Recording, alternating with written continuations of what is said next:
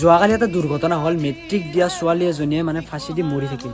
বৰ্তমান সমাজত কি হৈ আছে মানে মই ক'ব বিচাৰিছো ক্লাছ 10ৰ ষ্টুডেণ্ট এজনে ফাঁচি দি মৰি থাকিল। এইবাৰ দি আছিল ছোৱালীজনীয়ে HSLC এক্সাম আৰু এক্সামত মেথছৰ পেপাৰখন মানে বেয়া হোৱা কাৰণে যোৱাকালি মানে ফাঁচি দি মৰি থাকিল। আৰু ছোৱালীজনীয়ে ফাঁচি দিয়াৰ আগতে এখন চিঠিও লিখিছিল মাক দেউতাকৰ ওপৰত। আৰু এই ঘটনাটো হৈছিল আমাৰ ইয়াৰে বৰদুদিত। আৰু এইজনী হৈছে ছোৱালীজনীৰ নাম হৈছে হৰ্তিকা আৰু ছোৱালীজনী পঢ়িছিল হাজো শংকৰদেৱ হাই স্কুলত। বিশ্বাস হ'বনে বাৰু আপোনালোকৰ এটা মেট্ৰিক পৰীক্ষাৰ কাৰণে ছোৱালীজনী ফাঁচি দি মৰি থাকিল। হয়, কথাটো শুনি বহুত বেছি বেয়া লাগিল। যিটো সিদ্ধান্ত তাই লৈছে সেইটো সিদ্ধান্ত যাতে কোনো ভৱিষ্যতে নলয়। আৰু ভিডিঅ'টো বনোৱা মোৰ এটাই উদ্দেশ্য যে এনেকুৱা কাম আৰু কোনো ষ্টুডেণ্টে নকৰিব।